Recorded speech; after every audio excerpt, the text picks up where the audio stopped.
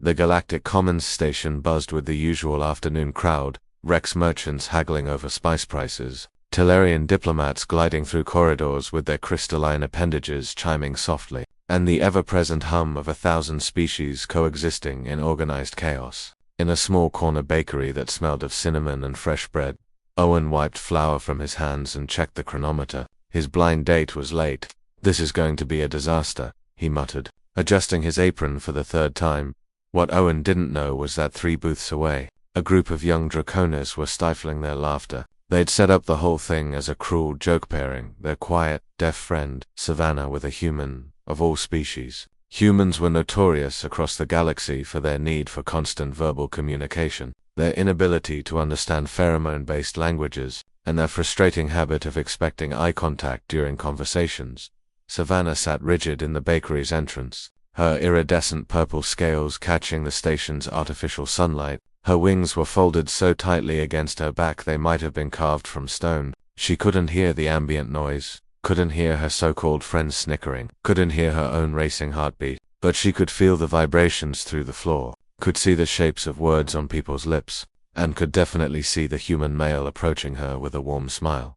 Owen's first thought, when he saw Savannah, wasn't about her deafness. He didn't know yet. His first thought was that she looked terrified, and his second thought was that whoever had convinced this shy woman to come to a blind date in a busy public place was either clueless or cruel. He walked up and didn't speak immediately. Instead, he held up one finger in a wait one moment gesture that needed no translation, disappeared into his bakery, and returned with a small slate and stylus, the universal writing tools used across the commons for those who preferred text-based communication. He wrote in clear, simple galactic standard, "Hi, I'm Owen, you must be Savannah. Would you prefer to sit somewhere quieter? I can close the bakery for lunch." Savannah's golden eyes widened. She'd expected confusion, frustration, maybe pity. She hadn't expected ... accommodation.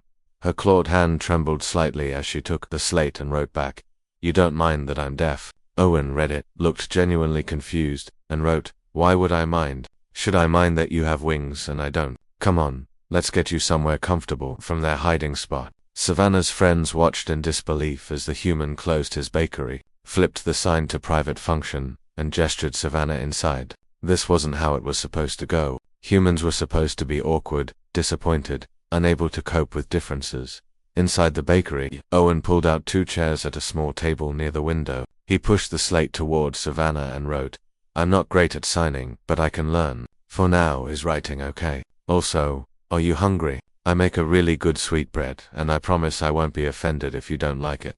Savannah felt something unfamiliar, the tight knot of anxiety in her chest beginning to loosen. She wrote, "Writing is perfect, and yes, please. I love sweet things." What followed perplexed not just Savannah, but the Draconis watching through the window, and eventually, the small crowd of station residents who'd heard about the prank through the gossip network. Owen didn't treat Savannah's deafness as an obstacle to overcome or a tragedy to endure. He treated it as a simple fact, like the color of her scales or the shape of her horns. When he wanted to show her something, he tapped the table gently to get her attention first. When he explained how he made his pastries, he acted out the kneading motion with exaggerated movements that made her huff with amusement, the Draconis equivalent of laughter.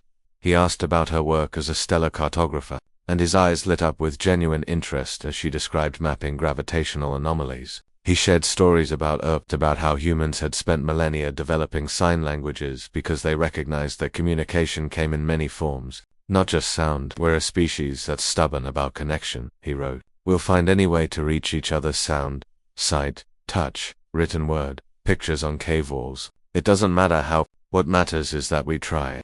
Hours passed. The sweetbread was devoured, followed by samples of 6 other pastries. Savannah's slate was covered in notes, drawings, and inside jokes that had developed over the afternoon. Her wings had relaxed, spreading slightly in the unconscious Draconis gesture of contentment. Outside, the pranksters had long since slunk away, their joke having backfired so spectacularly that several of them were now facing serious questions from their families about their character. As station evening approached, Owen walked Savannah to the transit hub for her residential sector. He'd learned 17 signs in Draconis silent speech, though he admitted his claws were far too clumsy for most of them. She'd taught him how to feel the sub-bass vibrations that Draconis used to communicate emotion. and had been amazed when he explained that humans used similar low-frequency sounds in their music for the same purpose. At the platform, Savannah wrote one final message: "Thank you for not treating me like I'm broken."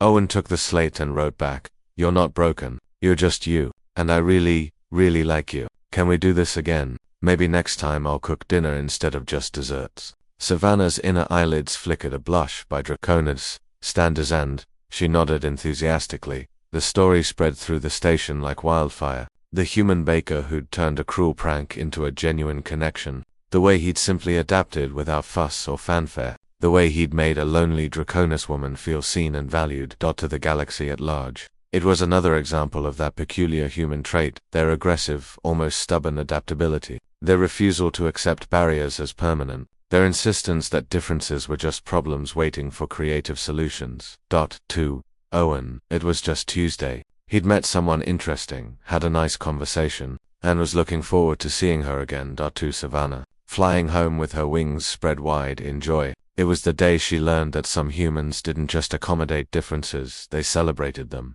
And to the pranksters, now facing social consequences in their tight-knit Draconis community, it was a harsh lesson. Humanity's greatest strength wasn't their technology, or their aggression, or their resilience. It was their capacity to care, immediately and genuinely, about people they'd only just met.